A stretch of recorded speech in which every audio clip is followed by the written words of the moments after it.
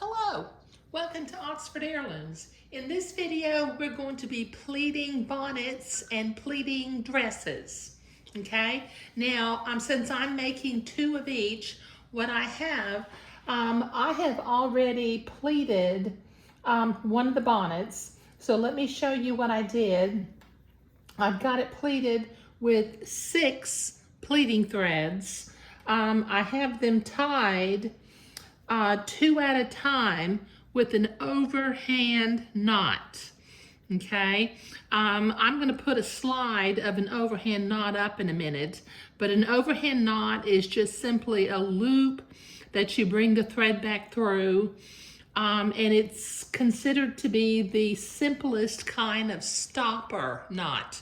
In other words, if you've got a rope and you tie an overhead knot, it stops it from unraveling. But let me show you an illustration of an overhand knot.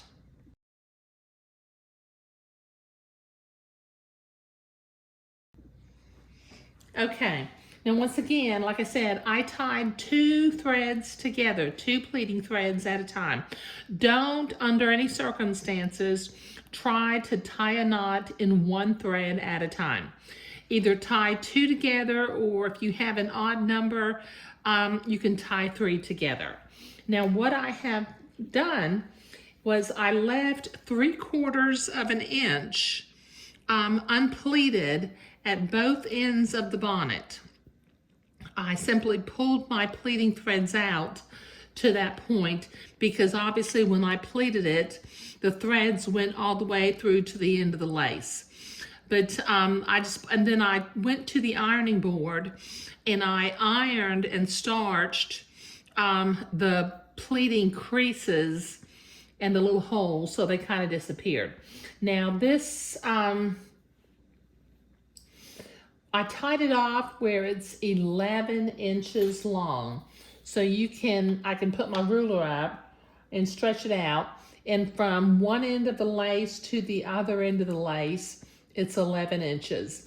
And that way the pleats are close enough together to smock, but they're not too tightly together that I can't easily get a needle in between them.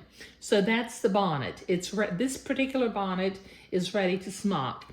And like I did with the dresses, before I pleated this fabric, I folded the bonnet in half and I drew a blue line in the center of the bonnet so that I would know where the center of the fabric is, and I don't have to count pleats. Because I don't know why I don't like counting pleats, but I just don't like to do that if I can help it. Okay, now I've also pleated the neckline of one of the bishop dresses.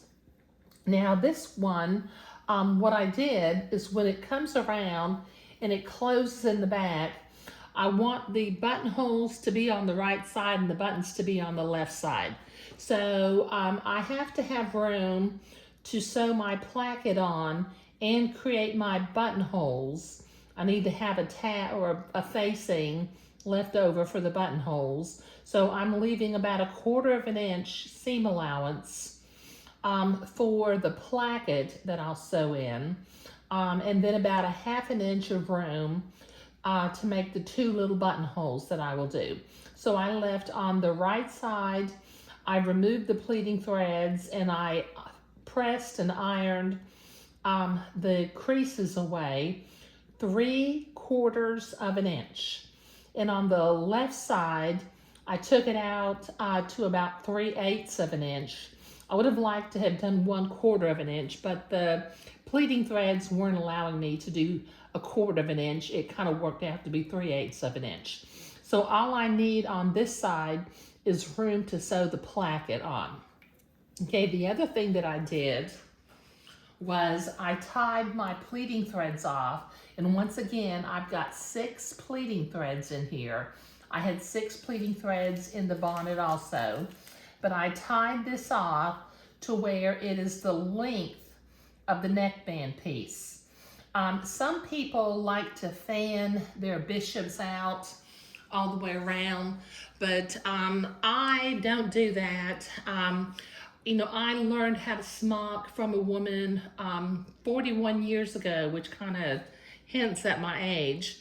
But she paid a lot of attention to my tension when I was smocking. So I don't smock very tight, and I can get away with tying my pleating threads 2 at a time again with an overhand knot.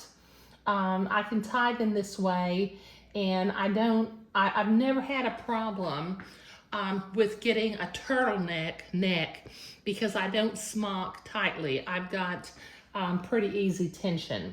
Now, I did a project called Smock a Sampler where, I talk about smocking. And if you followed me along in that project, and perhaps you did the smocking sampler, we talked about tension and how tightly to pull your threads.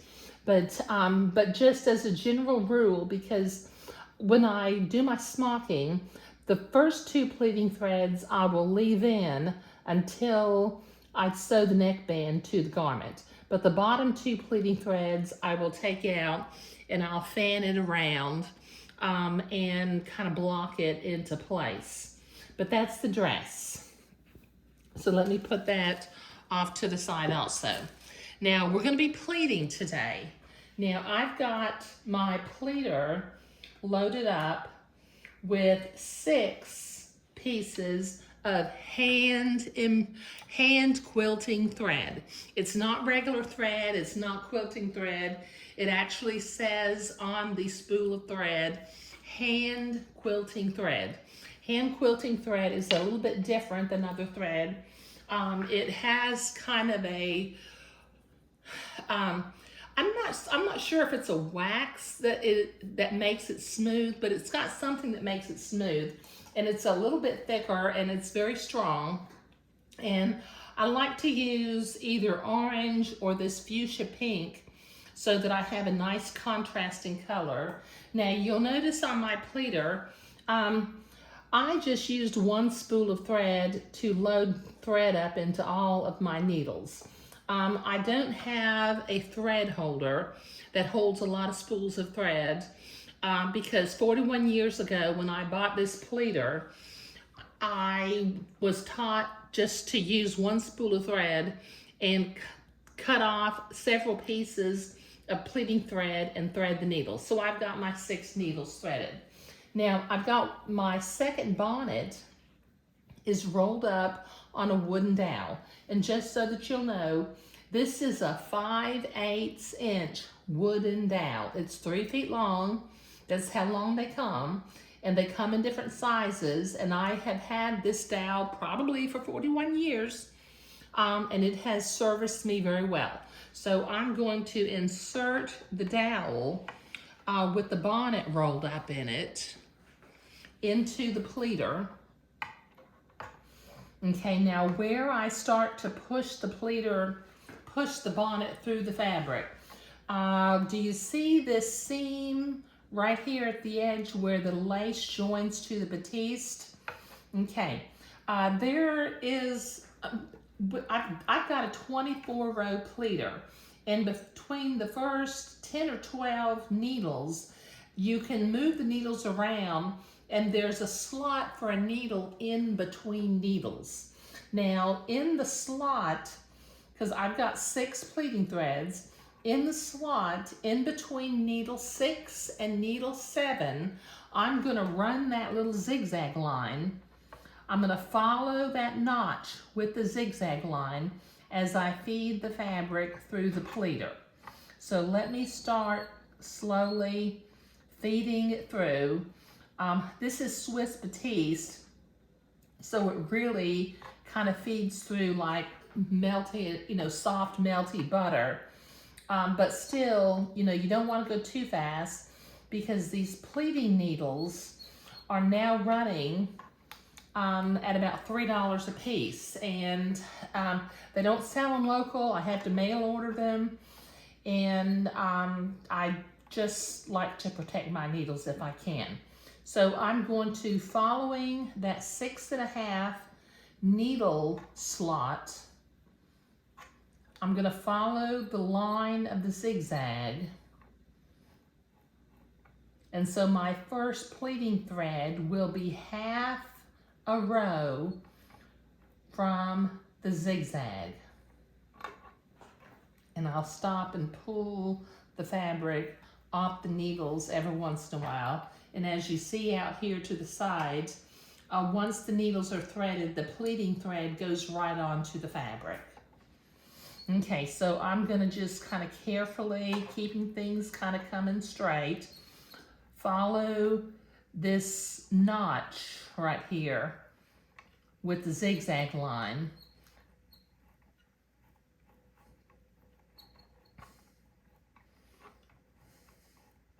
Until I get to the end of the roll of the bonnet. I'll do this until I get about halfway. I'll know when I'm halfway because my blue line will come through the pleater. You can see the blue line. Well, yeah, you may not be able to see it because this might be in the way. But one more wrap, I think, around here, and the blue line, not quite yet. I think I still have one more rotation of the dowel before the blue line will actually go through.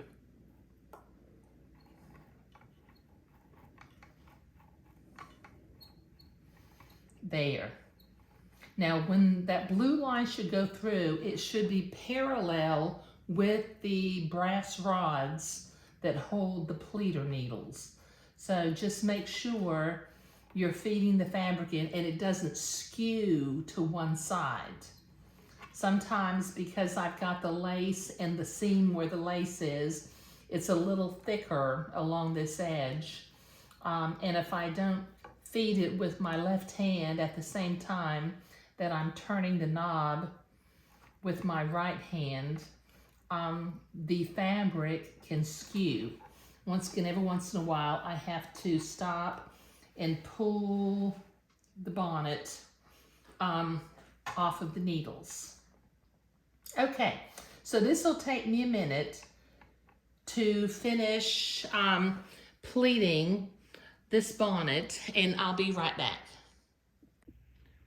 Okay, I am almost to the end of my bonnet, and here comes the moment of truth. If I have managed to feed my bonnet through nice and neatly without it skewing, when I get to the end, notice how the end piece of lace is parallel in line with my wooden dowel, and as it feeds into the pleater, it's parallel to the brass rods that hold the needles. Okay, so I can just very carefully pull this fabric along the thread, the pleating threads a little bit.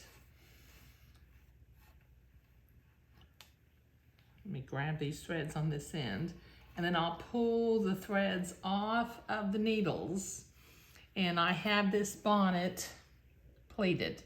Now what I will do, and I'll do it off camera, I will kind of eyeball 3/4 of an inch on either end, and using my seam ripper, I'll carefully pull the pleating threads out. You can follow along. There's some creases, on the fabric. Let me see if I can get on the camera.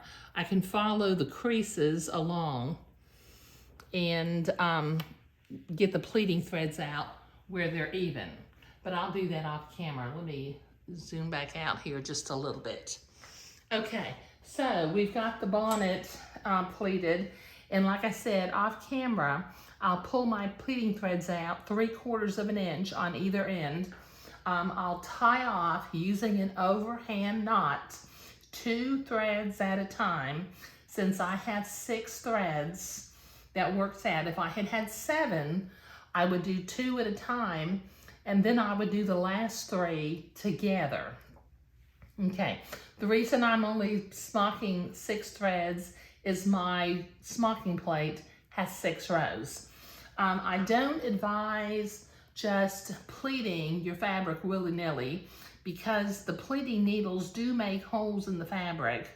And when you finish your smocking and you take the pleating threads out, if you had a whole bunch of extra threads in there that you really don't need, it leaves a line of holes that really won't disappear until the garment is laundered. Okay, all right, so let me finish this little bonnet, and then I'm going to roll up the dress on my wooden dowel, and we'll get going again on pleating. Okay, I have both bonnets pleated and tied off to where they're at 11 inches. Both of them, you know, I marked both of them in the middle of the fabric, so I've got a little blue line. That'll be my halfway point. I have rolled my second bishop dress onto my 5/8 inch wooden dowel, and I've got 6 pleating threads.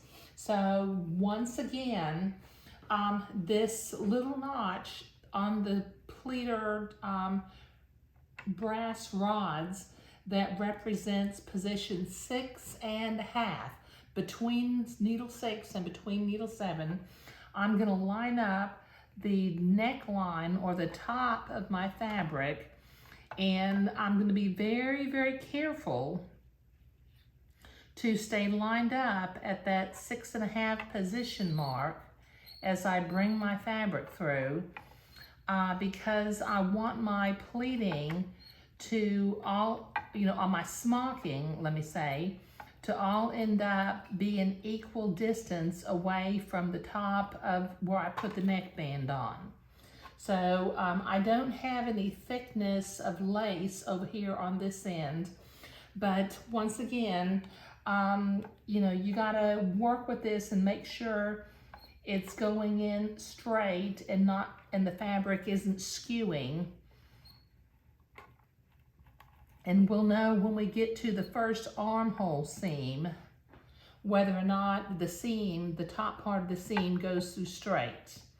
Now, as you recall, I pressed my seams toward the sleeve. Now I'm coming up to the first seam, and right now the little French seam is facing the sleeve part. So I'm just going to make sure that it stays facing the sleeve part as I feed it through the needles. And keep on going. I'm just going to go to the next raglan sleeve, the next French seam, because the first one fed through easily because it was pointing in that direction. The other one is pointing in an opposite direction, so I have to work a little bit to make sure that the seam feeds through facing the sleeve. So I'll be checking that. And once again, I'm simply keeping the alignment of my neck edge with position 6.5 on the needles.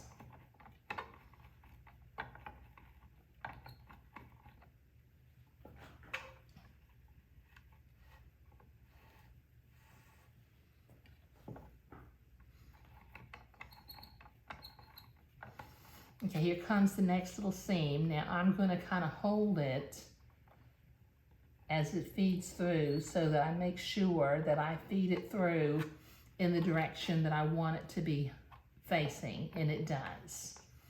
And fortunately, this is Swiss batiste, and the little French seams are very tiny and very thin.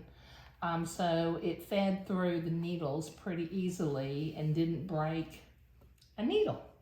Okay, so let me finish pleating this dress, and then I'll be right back. Okay, I'm almost to the end of the fabric again, and once again, moment of truth. The fabric is not skewed in a direction. It's coming through parallel to the wooden dowel and to the brass rollers, so I can finish pleating it. And then carefully bring the fabric down the pleating threads a little bit. being careful not to pull it off the pleating threads from the other end, but pull the threads off of the needles. And then we have that pleated. Okay, now once again, see, as I look at this from the back of the dress,